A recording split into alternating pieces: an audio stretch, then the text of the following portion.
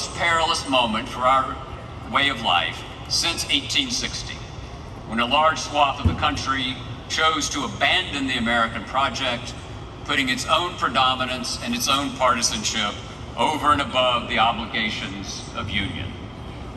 We do ourselves no favors by pretending that ours, yours and mine, our hour is an ordinary hour of political division and debate.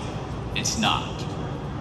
You are graduating into an age of declining trust and growing extremism, including a disturbing openness to political violence and a vulnerability to authoritarian words and deeds.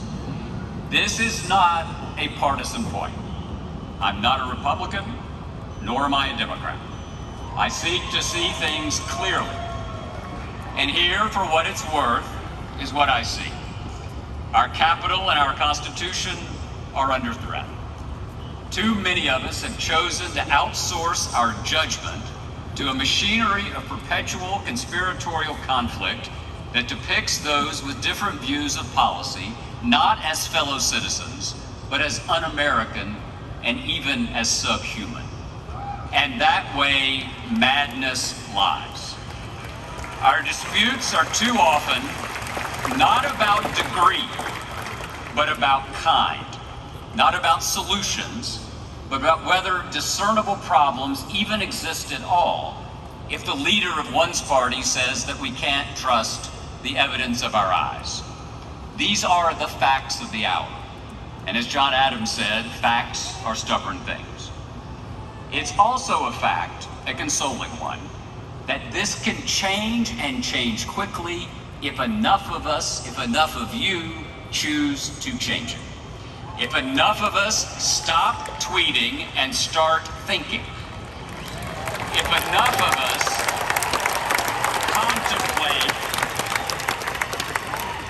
us contemplate rather than reflexively condemn. And if enough of us choose to heed the better angels of our nature instead of surrendering to our most primal instincts. No pressure, but this reformation begins with you. Tulane has prepared you for lives of entrepreneurial citizenship, a devotion to justice and to the pursuit of happiness.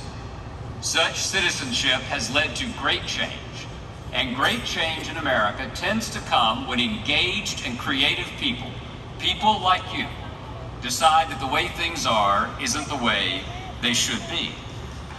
The abolitionists who campaigned against slavery, the suffragists who fought for the ballot, the soldiers who defeated the Axis powers, the young who rose up from a segregated South to demand that the Jeffersonian assertion of human equality did not just apply to some, but to all.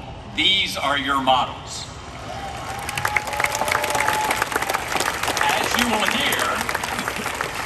As you will hear, Dr. Tate is your model.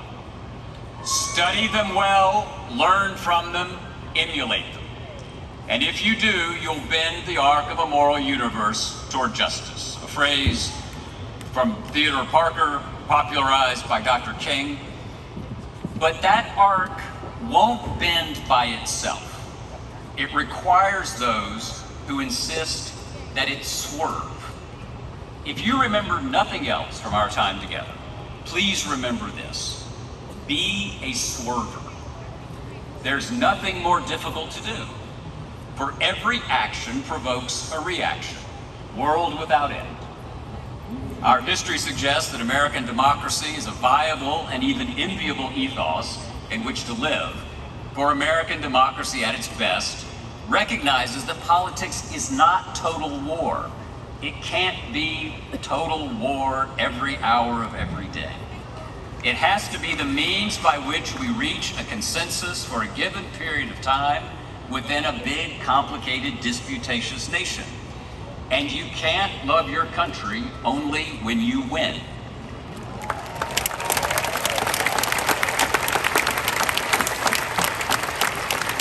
Democracy is, always remember this, democracy is the exception in human history, not the rule. If it were easy, everybody would be doing it. It's worth considering, for instance, that you're citizens of a democracy that isn't a whole lot older than you are. We debate the date of the American founding. Some say 1619, with the arrival of the first enslaved people in British North America. Others prefer 1776, with the Declaration of Independence.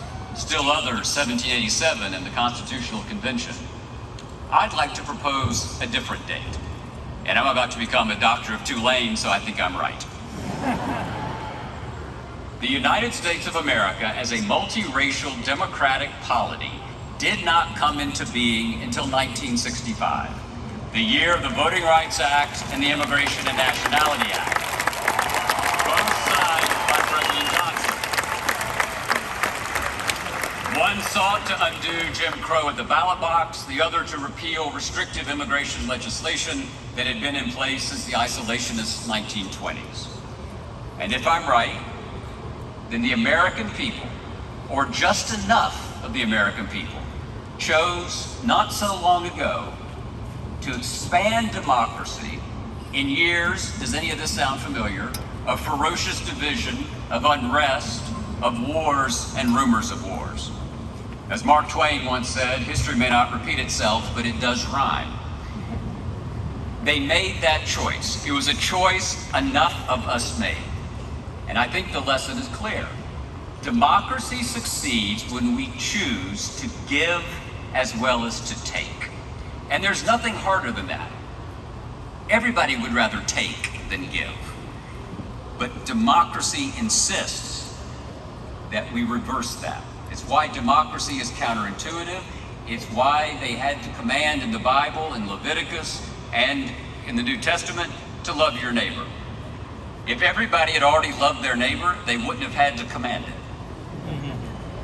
Right? You don't need traffic signs if everybody drives safely. From Seneca Falls to the Edmund Pettus Bridge, Americans have moved the world toward liberty. Not far enough, but farther along than we were. And the future belongs to those, like you, in power and far from it, who insist on giving all of us what Lincoln called an open field and a fair chance. And how do we know the future belongs to such people? Because the best of the past belongs to those who did precisely that. If this seems overly grand or hopelessly gauzy, if it seems like conventional commencement rhetoric, remember this. The people of the past, the recent past, did so not so long ago. And they were just like you, flawed but devoted, imperfect but determined, few in number but strong in spirit. And in that history lies our hope.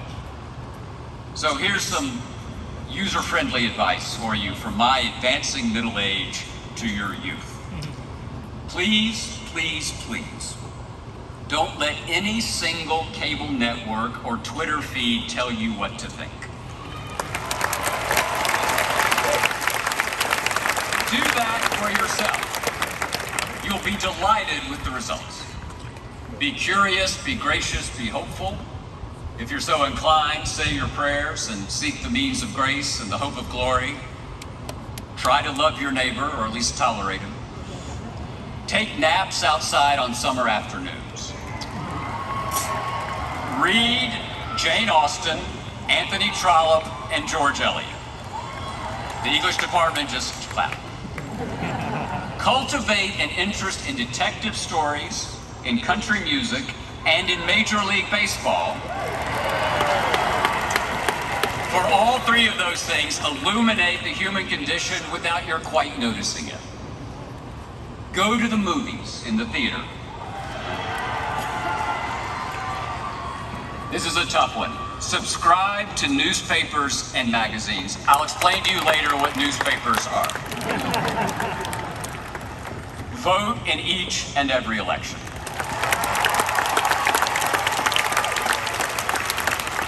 And before you post an opinion, please think twice. Just because you have the means to express an opinion quickly doesn't mean you have an opinion worth expressing quickly.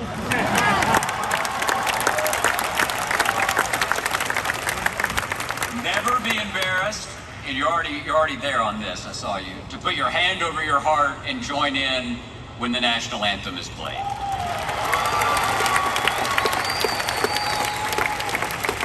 Write thank you notes on real paper, you know, the dead tree kind. And try to look up from your phones. You'd be amazed at what you can see if you looked around. And above all, remember in hours of joy and of darkness, for you'll have both, that Tulane has taught you that the test of the ages is not whether you lead the good life, but a good life through all the length of days. Godspeed to you all.